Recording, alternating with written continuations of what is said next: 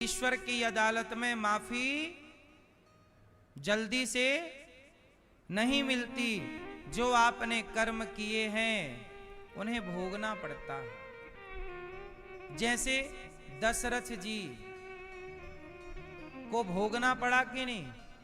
दशरथ जी ने श्रवण कुमार को मार डाला, और जब श्रवण कुमार को मारा तो श्रवण के माता पिता तड़प तड़प के मरे, और दशरथ जी से कहा जैसे हम मर रहे हैं पुत्र के वियोग में, आप भी पुत्र के वियोग में तड़प तड़प करके मरेंगे। तो दशरथ जी तो भगवान के पिता हैं। जब भगवान के पिता को कर्मों का फल भोगना पड़ा तो आप और हम बच जाएंगे? उत्तर दो। जो आपने पाप किया है वो कौन भोगेगा? आपने किसी का गला काटा है, आपने किसी को धोखा दिया है, कौन भोगेगा?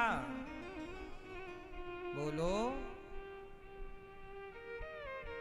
कौन भोगेगा? इसलिए कहता हूं हर पाप कर्म से बचना, जरूर बचिएगा। तो हम सबसे सीख सकते हैं। बकरे से, गधे से क्या सीखा आप लोगों ने?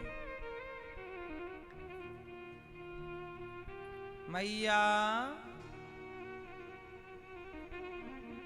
ओ मैया, ओ छोरा, मोबाइल चला रहे हो? सुन लो बेटा। चलो बताओ, गधे से क्या सीखा आपने? गधे से नहीं सीखा? क्या सीखा? गधे से आपने सीखा सारी जिंदगी बोझा ढोते ढोते मर जाता है।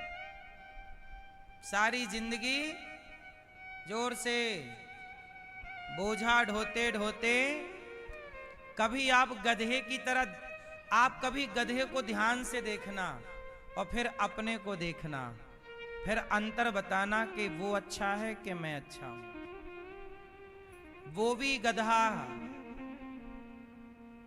वो बोझा मालिक का ढो रहा है, और आप भी सारी जिंदगी बोझा ढोते ढोते मर गए।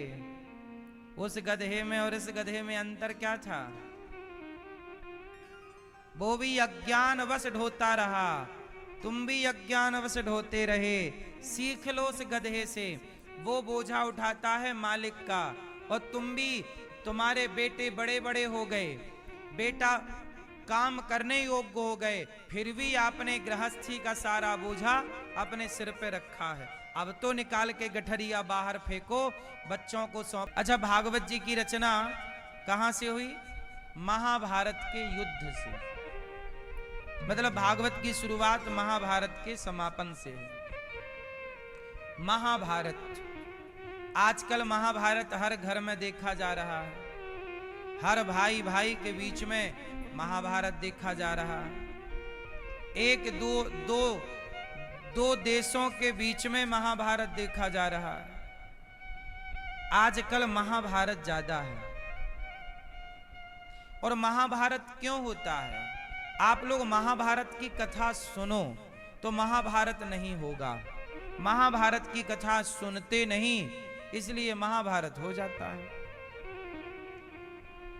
अब मुझे आप लोग बताइए, महाभारत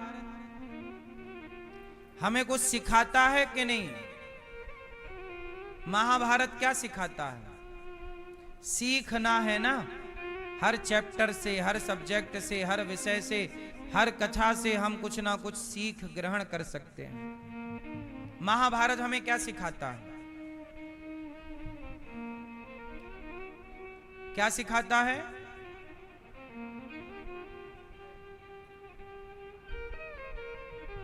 महाभारत से हमने क्या क्या ग्रहण किया? तो सुनो, महाभारत से हमने ये ग्रहण किया कि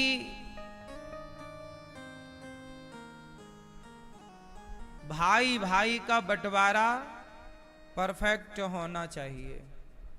महाभारत का युद्ध क्यों हुआ? क्योंकि धृतराष्ट्र महाराज को पांडवों का हक देने में दिक्कत हो रही थी। यदि पांडवों का अधिकार पांडवों को दे देते, उनके हिस्से की जमीन जायदाद उनको दे देते। भगवान कृष्ण बोले कि 5 गांव दे दो पांडवों को। कितना दे दो? 5 गांव दे दो, इसी से गुजारा कर लेंगे पांडव। पर पांडवों को 5 गांव भी कौरवों ने नहीं दिया। इसलिए मैया, दादाजी, आप सबसे मेरी प्रार्थना है, मरने से पहले आप लोग बच्चों का बंटवारा सही सही कर दीजिएगा। कहीं आप पहले ही हो गए टें और आपके बच्चों का ना हो पाया बंटवारा, तो आपके बच्चों में आपस में महाभारत चालू हो जाएगा।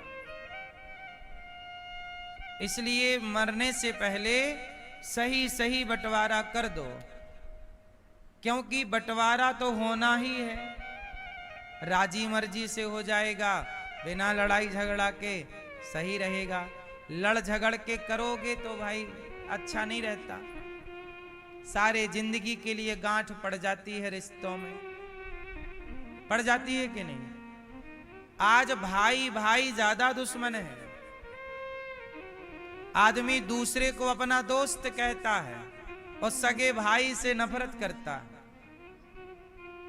दूसरे पे भरोसा है, खुद पे भरोसा नहीं है, खुद के भाई पे भरोसा नहीं है। अच्छा, खुद के भाई पे भरोसा क्यों नहीं है? क्योंकि वो अपना अधिकार मांग लेगा। और दूसरे पे भरोसा इसलिए है क्योंकि वो मांगेगा कुछ नहीं। दोस्त क्या मांग लेगा? भाई सिंपल है ना, मांगोगे तो महाभारत लिखी जाएगी। अपना अधिकार मांगोगे तो महाभारत लिखी जाएगी, और अपना अधिकार छोड़ दोगे तो रामायण लिखी जाएगी। रामायण और महाभारत में बस इतना अंतर है